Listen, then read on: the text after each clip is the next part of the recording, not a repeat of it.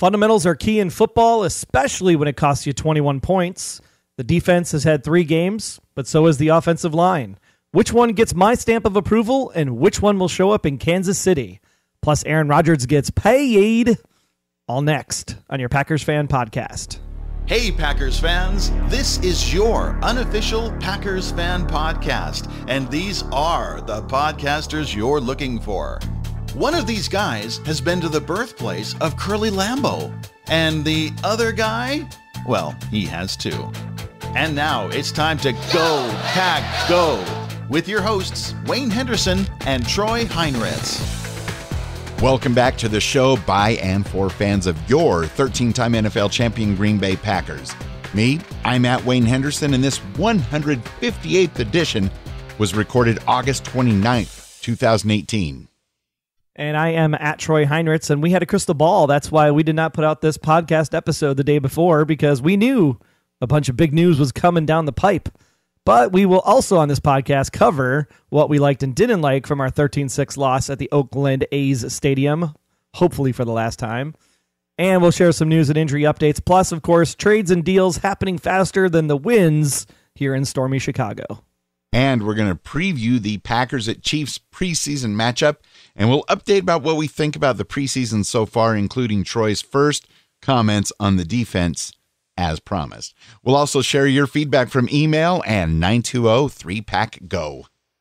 Any links or articles we reference in this episode, plus all the details on the Aaron Rodgers payday, can be found on our website, PackersFanPodcast.com/158. And before recapping the Packers-Raiders preseason game, Troy, we have to talk about today's 2 huge breaking news stories. I am so glad that they waited for us because we delayed the podcast last night. You had a 4-point-something earthquake out by you. I had wind and hail, and Noah's Ark floated by and all kinds of internet problems. So this was just fantastic that all this news happened while we decided to delay a day. Yeah, otherwise people would be listening to the podcast going, well, what about the talk about, So let's get into, is right, and Brett Hundley played pretty well in the preseason, so stock up for him. That stock up allowed him to be traded away today. That's right, August 29th to Seattle. Seems like all the Green Bay quarterbacks go to Seattle. Yeah, it used to just be those named Matt Hasselbeck, Matt Flynn, but now they're going with the Bretts as well. Oh, Russell Wilson gets hurt this year. We play Seattle in a revenge game in the NFC Championship game. We go to overtime, and Hundley says, we want the ball, and we're going to score. I think I'd get chills, Troy. Chills. Yes, we got confirmation that Brett Hundley is going to the Seattle Seahawks. Rumors are saying that it's a 6th-round pick in the draft for next year. So 2019 draft, we've collected a 6th-round pick for Brett Hundley. I also saw somewhere that if, depending on how he plays, if he plays, that might go up to a 5th round, but that might have been some weird shenanigans that Twitter was putting out all over the place. Yeah, you just never really know. But I thought we could get more than that. Well, stock was down after his horrific play last year. Right, but still. Wasn't totally on him. I mean, the defense was pretty pathetic, and he had to try to make magic happen, and he's not Aaron Rodgers.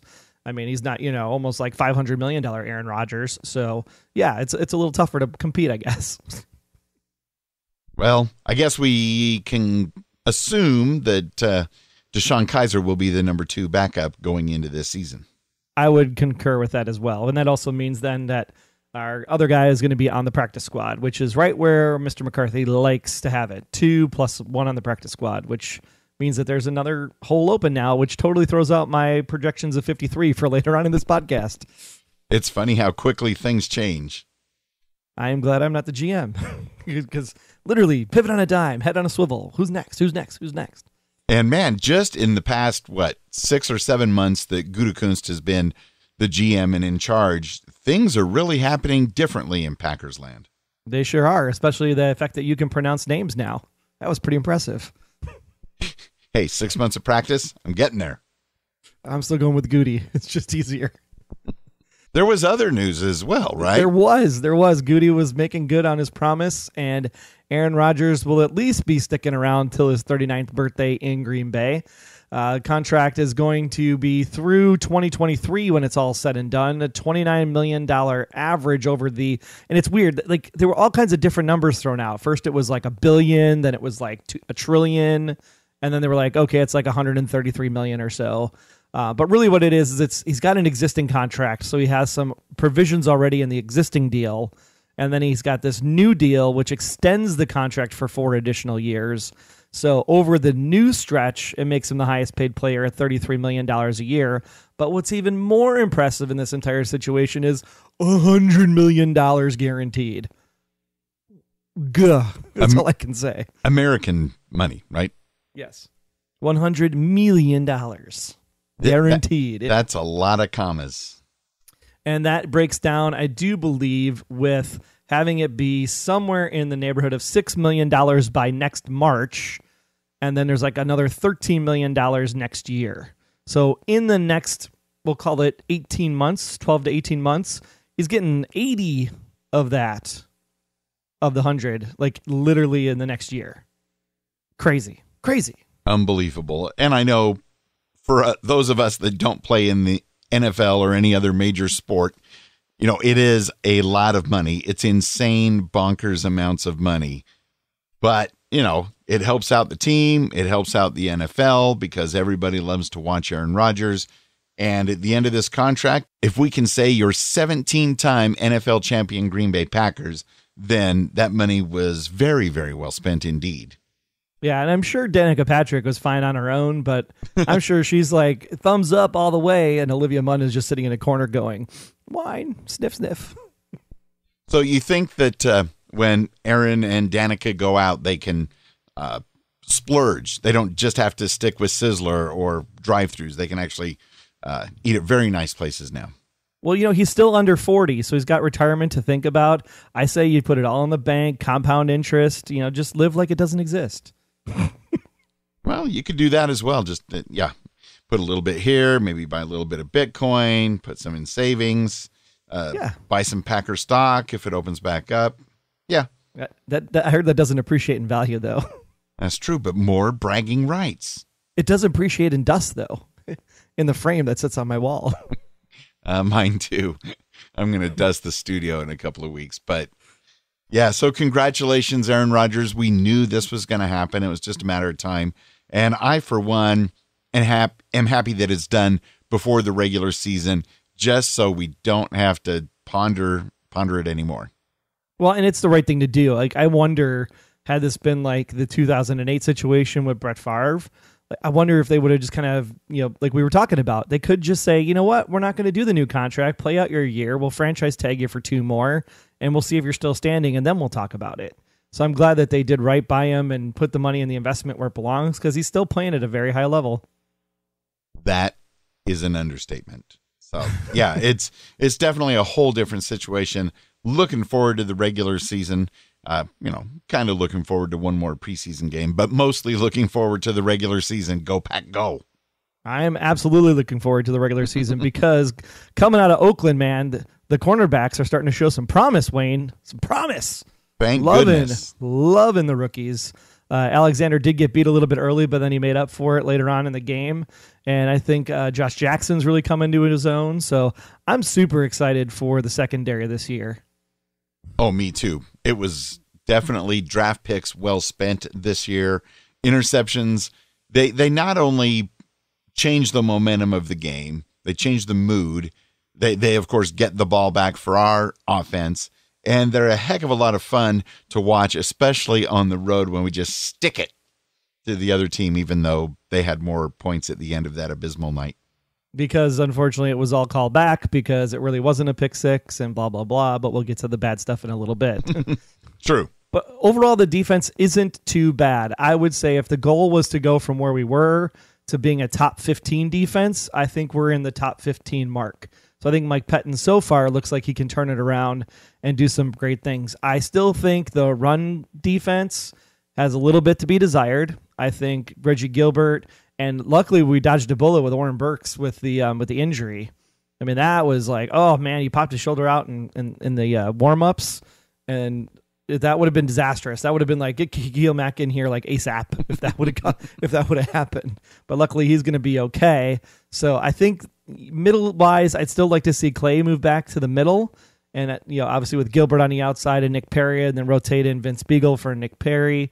I think that would be a better way to go, in my opinion. But we'll see what happens. Overall, I think defense, not too shabby.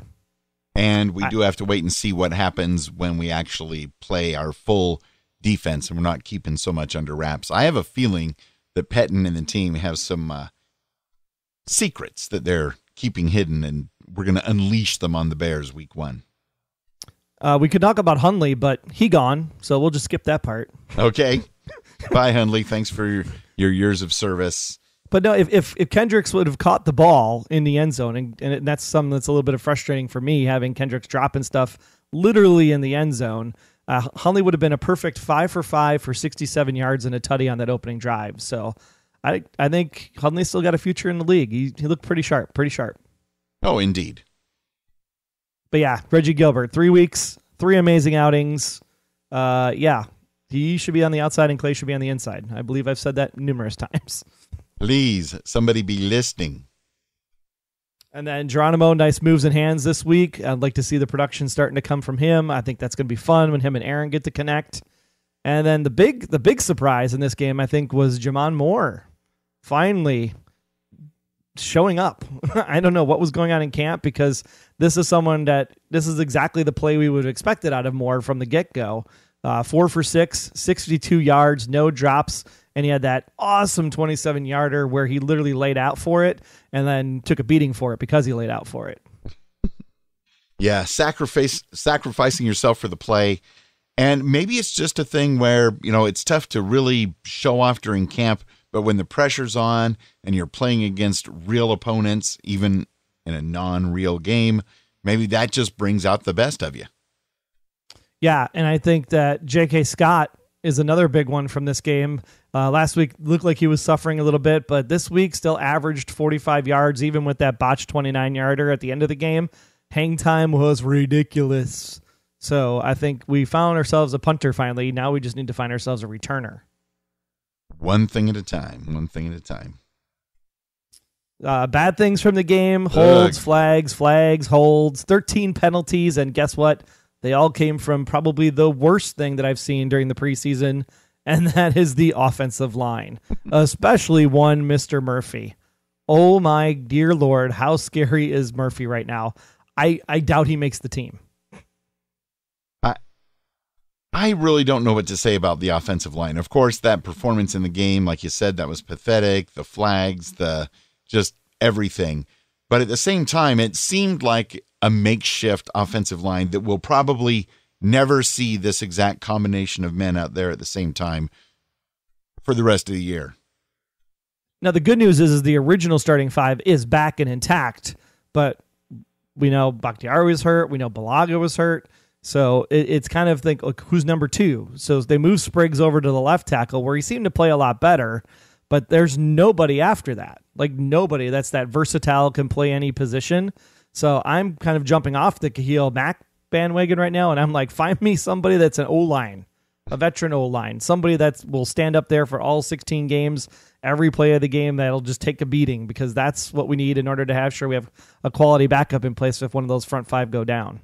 Where do we go to look for such a thing? I don't know. I think we'll go to next week when everybody starts cutting people. And we'll just have our finger on the pulse of the waiver wire. And just ready to call right away. Okay. And I think that contributed to our lackluster performance in this game, because we were putting up 34 and 51, and this week it was a poultry score, to say the least. But you remember, we had 21 points called back on penalties and drop catches and just the bad fundamentals. So this game was easily winnable. I mean, if those go through, but 3.4 yards per average on offense. We almost went into overtime. Yeah, almost. But the running game was non-existent. I don't know if that was because of the runners. I think personally it was because of the O-line configuration, and the quarterback was scrambling too much, both of them. And again, I think that's an O-line problem. So the O-line is the big F-er this week. F grade. Yeah. And didn't we see Ty Montgomery returning a kickoff again? Yeah, and fumbling again. So, Davis, you're on the team, buddy. Even if you didn't play all preseason, you're hired. We need Ty for many other things this season. Yes, we do. Yes, we do. It's just a debacle. And, of course, you combine our score with the Raider score, 19. Always 19. And when 19 happens, bad things are happening. Like injuries, for example. Again with the injuries. Oh, my gosh. Well, we talked about Oren Burks already. Things are looking better than we thought they would be, so that's good news. I highly doubt he plays against Kansas City, though, so they'll just rest him up and get him ready to go for week 1. Mike Daniels is still out, either sidelined or limited to individual drills since suffering the quadricep injury in late July. So we'll keep an eye to see if he gets some action against Kansas City or not. Trevor Davis immediately began working as a kick returner, emerging in the return game. So we really need him to fill that void because it's been pretty bad throughout the course of the preseason. But he has not seen any preseason action, and it's still iffy if he's even going to suit up on Thursday night. Thursday night this week, right? Not Friday. Correct. Not Sunday. Back to Thursdays. Okay. But without the color rush, there's the silver lining to this Thursday night preseason. And it's not at 9 o'clock. It's at 7 o'clock. It's back to like normal preseason. I can't wait till September 6th. Devon House was nursing his hamstring. Kevin King still nursing the shoulder. And Kumaro had a little bit of a shoulder scuffle, sprained an SC joint in his shoulder at the end of an 82-yard touchdown play during the team's second preseason game. And that has been kind of bothering him. So that's why you didn't see Kumaro out there for the third game against the Raiders. But hopefully he'll be able to suit up against the Kansas City Chiefs because he's fighting for that spot on the roster of 53, which may now have room for him because Hundley's gone. Interesting. And yes, I do remember Kumaro's long touchdown run. And yeah, I have a feeling we're not going to see very familiar names playing tomorrow night. No. I think it's everybody that needs to be playing in order to make sure that all things come that to those who play well in the preseason or were already grandfathered in because they're awesome, like, Adams and Geronimo and Randall Cobb, etc. Yeah, and see how much more great stuff Tim Boyle can do and kind of go from there. But we'll touch on Tim Boyle and tomorrow night's huge preseason finale later in this episode. Yeah, I'm curious to see how much Tim Boyle gets to play tomorrow, or if they're going to give most of the game to Kaiser just to see if he could go the entire 4 quarters and what he's got. It'll be interesting to see how that plays out. Should I give you a spoiler right now? Sure. I've been hearing reports that Tim Boyle's going to play at least half the game. Oh, wow. Good for Tim Boyle. Yeah. I think he's great. I'd like to see what he does. Yeah. Again, I like to see him play against the ones in the front, but no ones are going to be playing in this game. The Raiders kept playing their ones far too long. Yes, this is true. But that's over now. Thank goodness. That's stupid. No doubt. Dirt baseball nonsense. I can't believe the NFL even allows it. It definitely should be outlawed. It's dangerous. And I have a feeling our team went in, maybe officially, maybe unofficially, with the mindset, okay, just avoid the dirt as much as you can. Just don't get hurt, and let's get out of here. Let's get this over with. Yeah, because you only run when you see open green spaces. So if you don't see green spaces, just run into all the people that are trying to tackle you. Agreed. Yes. Speaking of other transactions that are happening around the Packers world up there at good old Lambeau Field, we did pick up another inside linebacker. We got Antonio Morrison, and he basically is coming in to Pettin's defense because he's excited to come back and play a 3-4 after playing a 4-3 last year. He's a veteran linebacker, a little bit experience, somebody that Goody was actually eyeing a few years ago early on in the Packers drafts.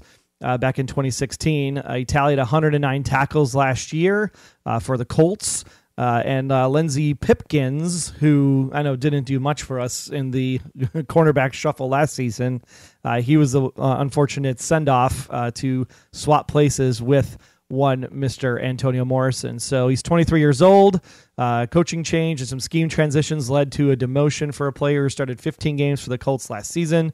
So hopefully with a new outlook on the NFL life, we'll see some good things from Antonio going forward.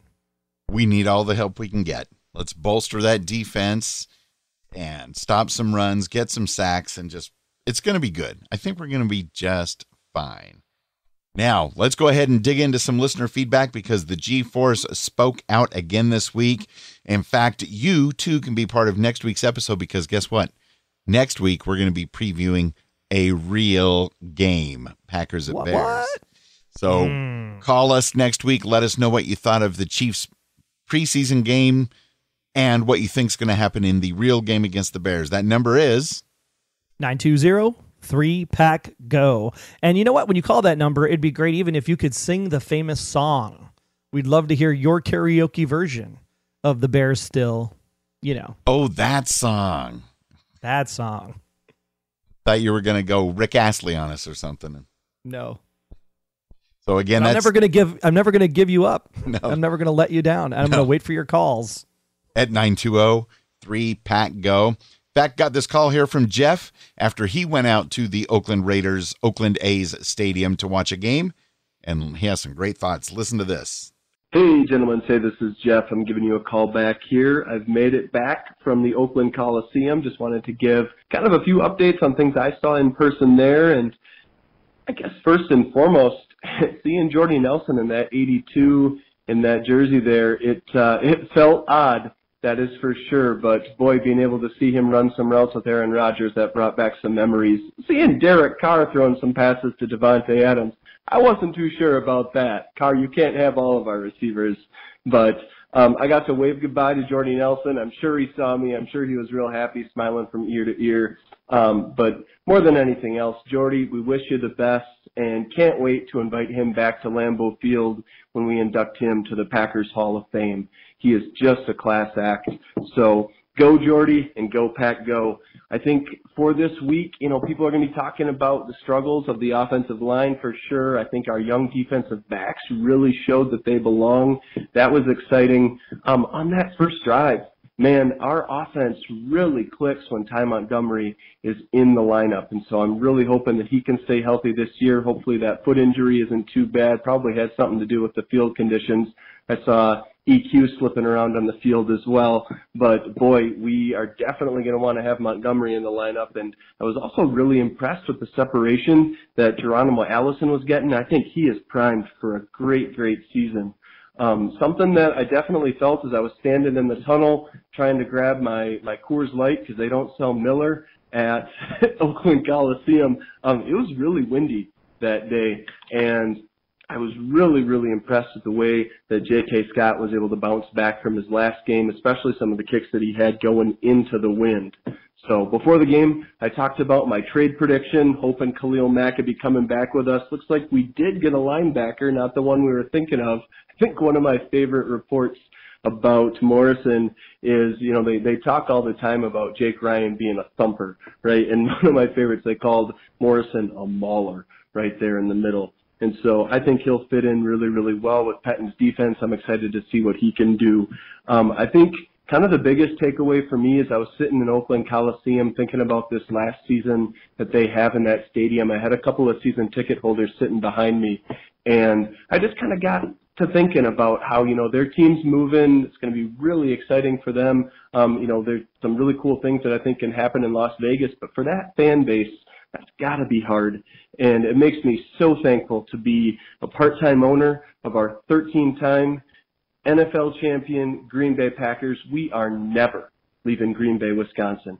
So, gentlemen, all the listeners, let's get a big old go, Pack, go. Let's get this regular season started. Thanks, guys. Awesome, Jeff. Exactly 3 minutes. He got it right under the wire before Google Voice would have cut off the ending. So well done, Jeff. Great points. And thanks for calling us when you were on your way to the Oakland Stadium. We didn't have a podcast to put out at that time, but thanks again for calling us afterwards. And great thoughts from Jeff. Yeah, absolutely. The punting in the wind is something that was really impressive from J.K. Scott. It's hard to tell on TV, but when you're watching it again after the fact, you can see where the flags on top of the goalposts are going and how basically straight they were. So it was really something that the hang time alone was up there. Maybe the wind helped with the hang time potentially as well. Who knows? But there's a reason why, Wayne, I actually named my fantasy football team this year Say Geronimo. No. Granted, it's because I also really like the song, Say Geronimo. say Geronimo, but because Geronimo Allison's going to have a breakout year this year, I totally made my fantasy football team say Geronimo. It's going to be awesome. Can't wait. Excellent. So you got your draft all done. First one is done. Second one is tomorrow night. Third one is next week. Excellent. Would you agree with what Jeff mentioned about how Ty Montgomery helps the offense click when he's out there? Absolutely. I mean, that was the big thing. I think it was 2 years ago. But whenever Montgomery was in there, we were clicking, we were driving. The minute Montgomery went down with the injury, it seemed like our offense struggled heavily. And that was with Aaron Rodgers on the field. And then last year was even worse. So I definitely think Ty is a difference maker. I'm not sure where between we got to see the original 5 starters play offensive line and Ty behind him to see if Ty still has the 5-6 yard carry average, because he hasn't done much in the run game, but there hasn't been much of an offensive line in front of him either during the preseason. So as long as Ty is healthy and on the field, I definitely think he's a difference maker, because you don't know if he's going to run or come out of the backfield to catch the ball, because he still was a good receiver as well. Exciting times in Packers land. But I did want to pose this question. Now, I'm treading on thin ice with that one, because we all love Jordy Nelson, great Packer, great teammate of Aaron Rodgers. But Jeff brought up something, and I'm like, do you think Jordy Nelson will be in the Packers Hall of Fame someday? And that's an interesting one, because I'm trying to remember if there's like rules or something around that. Like, do they have to come back and retire as a Packer to qualify to be in the Packers Hall of Fame, or just spend a significant amount of time as a Green Bay Packer? I'm totally going to lose my Packers card now, because I don't know the answer to that question. I've actually not looked into it before, but that's a really good question. I'm assuming that if there are rules that say that he would qualify, absolutely he would go in, because he definitely was a bright and shiny moment for much of our years that he was in Green Bay. I just don't know what the 10-year requirement is to even be considered for the Packers Hall of Fame. And obviously he still has a few years to go before he might be considered a actual NFL Hall of Famer as well, to see what might be possible. Okay, so it's all just a matter of time until we find out for sure one way or the other. But we sure do miss him. It was so bittersweet to see those photos of him with Aaron Rodgers and the pregame warm-ups and all of that good stuff. Yeah, and I love getting emails too, because James checked in, and the best part is James first just started listening to the podcast last month. So we've been here for 8 years, James. Where have you been? I'm just glad to have James along for the ride. Go Pack, go James. Thanks for listening. Go Pack, go, for sure. Yes, I'm much like Wayne, he says, when it comes to evaluating each game for the season, I don't see a loss anywhere. That's what I'm talking about. That's why you like James. No, I love 16-0. all listeners. They're awesome. It's possible. And if it happens, awesome. Believe me, if it happens, we know we will be at the Super Bowl, because to see the perfect season actually happen live would be freaking amazing. Yeah, and if people think Packers fans are unbearable now, you just wait. Oh, yeah. We're still bitter about the whole America's team thing. I mean, we got 13 titles. How many does Dallas have? What? So, hey, all you Oakland fans that are losing your football team, we'll be happy to take you in. Just behave. Just behave. I'm glad Jeff got home safely. Yeah, I just don't have a question, but I want to let you know that I'm enjoying the podcast and how extremely excited I am for the season. It feels like we haven't had football in almost 2 years. Yeah, kind of does, actually, because of the Aaron Rodgers incident. But we're back, better than ever, so go Pack, go.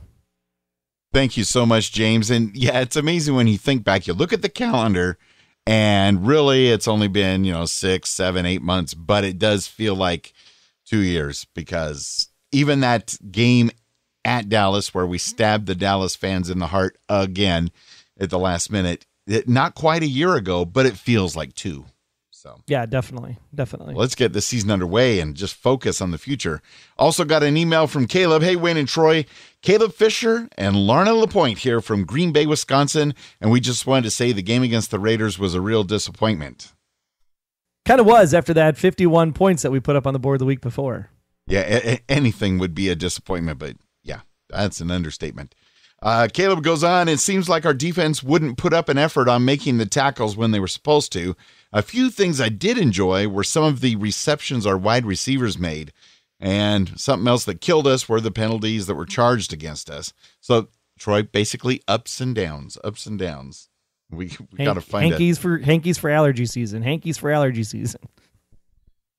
Let's get allergy season out of the way. Caleb and Lorna finish up by saying, but no matter what the outcome, we will never stop cheering for our Packers. Go Pack Go, bleed green and gold till dead and cold. Caleb and Lorna, thank you so much for the email. And yeah, things are definitely going to be better this week in Kansas City. That they will. And checking in from the other side of town, almost my neighbor, but not quite. Steven is back from Palos Park here in Illinois.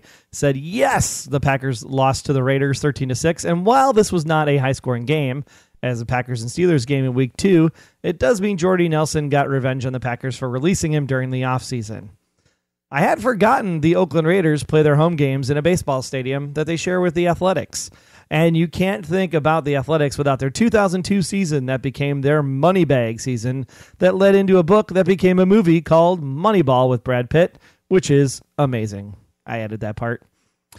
And as I can't wait to hear what you guys say about the Raiders game and, of course, the preview that will hopefully be a win over the Chiefs and a 3-1 preseason record for the Packers, even though I'm sure Wayne will still believe that they will go 19-0, which includes winning every game in the regular season. Go Pack Go. It's like a thing, I guess. People just know you now. And don't forget, Packers fans, if you like this podcast, let all your Packers fans know about the Packers Fan Podcast Facebook community at packerscommunity.com. Also, make sure that you join in there and have some fun and have some conversations, because I'd love to see how you guys predict the Packers-Chiefs game, just like Troy and Wayne will do at the end of this podcast. And also mention that you can also find the Packers Fan Podcast now on Stitcher Radio.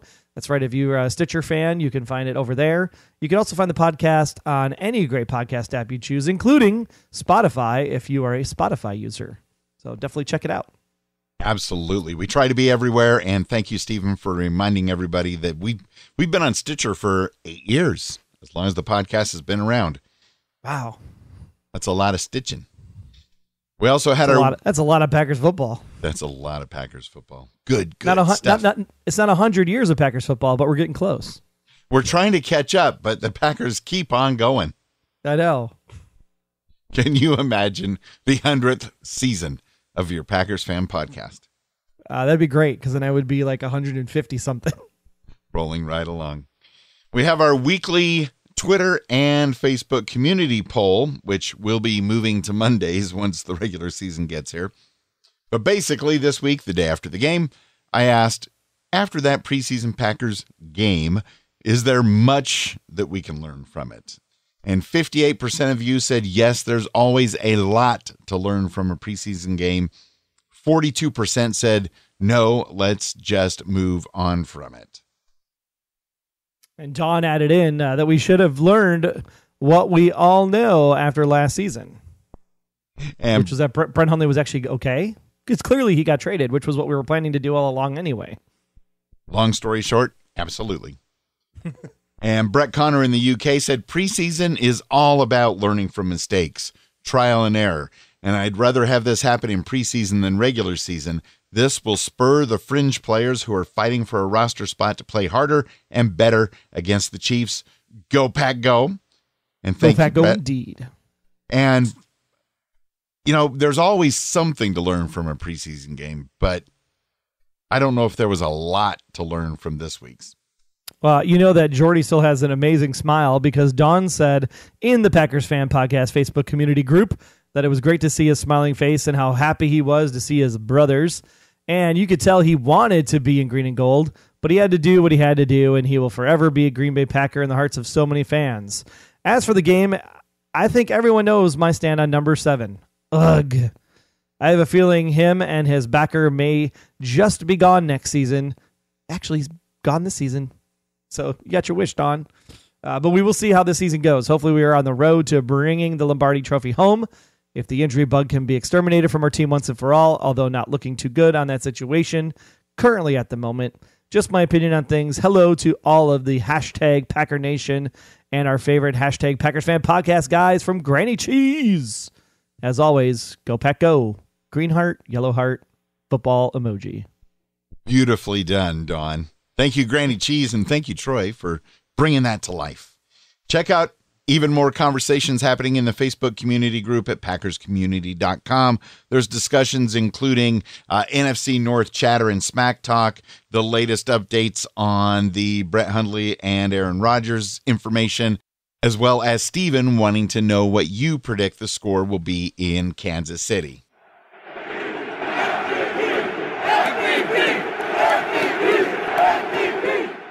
All right, that's that time where we thank all the people that find value in this podcast and provide us value by supporting us at PackersFanPodcast.com/support. And supporting us at the Brett Favre $4 monthly level is one Jeff Summerfield.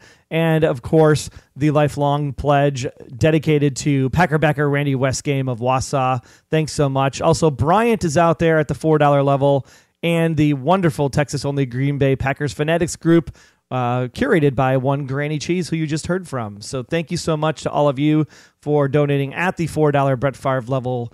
He never gave up, and you never give up. And we thank you for finding value and supporting us here at the Packers Fan Podcast. And we also have Go Pack Goes going out to the Curly Lambeau $1 a month supporters. Curly founded the team, and based on that, you're helping found and build the rock for the Packers Fan Podcast. Hank Davis from the TPE network of podcasts supporting at $1 Curly Lambeau level. Aaron Peterson from the Hollywood Outsider, and Velvet Eau Claire also at the Curly Lambeau level. Thank you, and go Pack Go! There are more levels out there, including a $12 I Am Super Rich Aaron Rodgers level, so you can help make us super rich too by donating at that $12 level, and that $12 level will get you the ability to actually say the Go Pack Go at the end of the podcast with your name and where you're from. So definitely, if you're interested in that this season, $12 gets you that opportunity, and it's yours until someone else adds $12, and then you got to share, because sharing is caring. But yes, you can help us out by supporting the podcast again at PackersFanPodcast.com/support. Check out all the levels. And remember, the $92 one is out there for a ticket to next year, a game at Lambeau with me. You don't want to miss that chance. Make sure you jump on it. You got 16 weeks to jump on that and support us here at the Packers Fan Podcast. And we thank you in advance for that. And when you mentioned the Aaron Rodgers level, I thought you were going to mention the $100-something million level. Yes. That's the new Aaron Rodgers. You must sign over your house, your car, your children, your boat. And we'll send you a Heil PR40 microphone. So yes. Thanks again to Hank, Aaron, the Texas-only Green Bay Packers fanatics, Bryant, Randy, Jeff, and Velvet for your awesome Patreon support of the show. Thank you, and go Pack Go. And go Pack Go around the NFC North we shall, because I totally forgot to cover this last week. But if you're curious to know how those pesky Lions are doing, they may have beat Tampa Bay, but it was really a win because the first team offense was terrible. But the Lions' backups rose to the challenge. Stafford was only 50% on his throws through that game, but the running backs do look legit. Remember, keep calm and carry on. Yes, Carrion had a 6.2 average, and LeGarrette Blount and Abdullah also went over 4 yards a carry on 22 combined tries. So no real standouts in the receiving corps to be concerned about other than the usual Golden Tate. So pretty standard Lions fare. So they'll probably be 8-8 by the end of the season. Now, over on Bears country, Patrick Mahomes was a standout in the game on defense, and a defense that has actually been slowly improving since last year. Javon Wims on the offense looks like the real deal and a deep threat to boot, so we'll have to make sure our newly found cornerbacks can keep him contained in the season opener. In Vikings country, the O-line is decimated, but somehow Dalvin Cook is seeing action since his exit last season. Cousins to Diggs is becoming a favorite, but Cousins to Thielen needs some work. And Daniel Carlson, their new kicker, couldn't kick a kid with a kick me sign on him. So is Forbath still able to come back to the Vikings? Yikes. I guess we'll have to wait and see. Yikes, that one hurts. So there's some smack talk for the NFC North Roundup this week. Yeah, keep that NFC North smack talk going at PackersCommunity.com. That's good stuff, Troy. And yeah, preseason, what are you going to do? Well, the good news is I kind of mapped out the road to 53, and I actually did put in here that we would keep 3 quarterbacks, one Rodgers, Hundley, and Kaiser, but I did make the note, and Wayne can confirm that I did this before the news came out today, but I did say look for a trade on either Hundley or Kaiser before the cut downs. So prediction, winner. I will confirm those notes. I bet on green and gold this week. That's wise. So that'll save a spot. So keep that one in the back of your mind. Then I think we keep 4 running backs, 1 Williams, Montgomery, Daniels, and Ripkowski, kind of Ripkowski in the backfield situation there. Maybe we keep a 5th just because we'll obviously drop that person for 1 Aaron Jones when he comes back from the suspension. So that might be where we pick up the extra from the 53. Then I'm looking at 7 receivers right now: Adams, Cobb, Allison, Davis, Moore, Kumaro, and Valdez-Scantling, because we still don't know what Davis's situation is going to be to start the season. I think Scantling is your next logical person to do the return game. If we decide not to go with more than 4 running backs, then we might be able to add in EQ as one of the receivers, taking up Hundley's spot. Then we have on the offensive line, of course, David Bakhtiari, Lane Taylor, Corey Lindsey, Justin McCray, and Brian Balaga. Then, of course, Jason Spriggs, Lucas Patrick, and Adam Pankey. Yes, I said Patrick and Pankey because Murphy can take a hike as far as I'm concerned. Whoa. Do you think we'll still keep 3 tight ends, maybe even go for 4? I'm thinking 3. I'm thinking Graham, Mercedes Lewis, and then Lance Kendricks will hang around. He just has to get some tape on his hands. Fair enough. Then we have on the defensive side of the ball 5 in Mike Daniels, Kenny Clark, Muhammad Wilkerson. We haven't heard much of him during the entire preseason. Montravius Adams and Dean Lowry. Then 5 at the outside linebackers, where Clay Matthews is still penciled in. Nick Perry, Reggie Gilbert, Kyler Frackrell, and Vince Beagle. And then on the inside, we have 4, Blake Martinez, Oren Burks, the new Antonio Morrison, and Ahmad Thomas. At the safety position, we'll keep 4 there: Kentrell Bryce, Josh Jones, and Jermaine Whitehead. And then 6 cornerbacks with Kevin King, Tremont Williams, Jari Alexander, Devon House, Josh Jackson, and Dimitri Goodson. Notice I did not mention Quinton Rollins.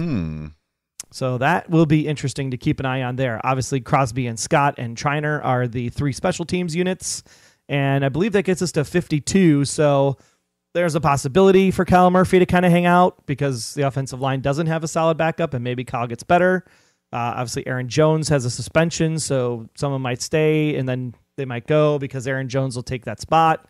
EQ could be around, depending on Davis's situation, if he can make the team. So lots of good options for that final 52nd, 53rd spot. So lots to play for in Kansas City.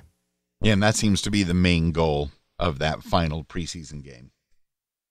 But the best part about Packers football and the best part about going to that game against Minnesota in week 2, besides the fact that it's the revenge game, is the food, Wayne. The food. Oh, my gosh, the food. The Wisconsin food. There's always good food. And why are you hungry so early? Because they just announced all the new menu items for the 100th season, Wayne. All new menu items. Are you bracing yourself? Well, first let me get a feeling here. This is like for the general concourse stands, or are we talking about the 1919 restaurant? Where can I get this food you're going to tell me about? This is all inside the stadium, so all available to the public. Just come on in, grab some food. If you got your ticket to the game, you're good to go. But I'm telling you right now, Wayne, you're going to love this. Ready? Better than cheese curds. Are you ready? Better than cheese curds. Wait. And I am bracing myself, but better than cheese curds? How about cheese curds on a brat?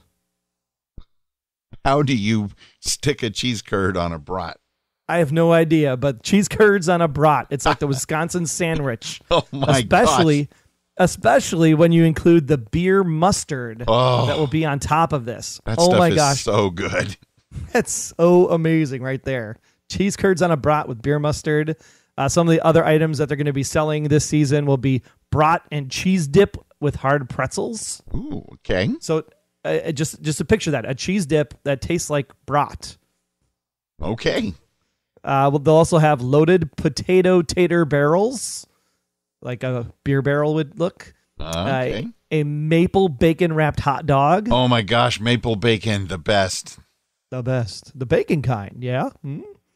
And the pizza box nachos. So that is a lot of nachos in a square box. No word on kale and quinoa salads? This is Wisconsin. What are you talking about? You want Thank vegetables? No. Go to the farm outside town. The only vegetables I want is if I can dip them in either, sour cream, ranch, yeah. Brat cheese. Brat cheese. Brat cheese. There's a ton more. There's a ton more. I love that they are really embracing their Wisconsin-ness, and for the 100th season, just finding any way to bring in brats and cheese curds and putting them together into, what'd you call it? A Packers Wisconsin sandwich. Wisconsin sandwich. Thankfully, even if you go to every single game this season and you eat that at every single game, fortunately, that's still only going to be maybe about 10 outings. So, you're being forced to pace yourself and not go out of control. Well, I promise that I will at least try the Wisconsin sandwich, the cheese curds on a brat, when I go to the game against Minnesota. I will report back. That'll be about September 20th or so that episode will come out. So if you're interested in the Wisconsin brat cheese curd sandwich, just check back in PackersFanPodcast.com.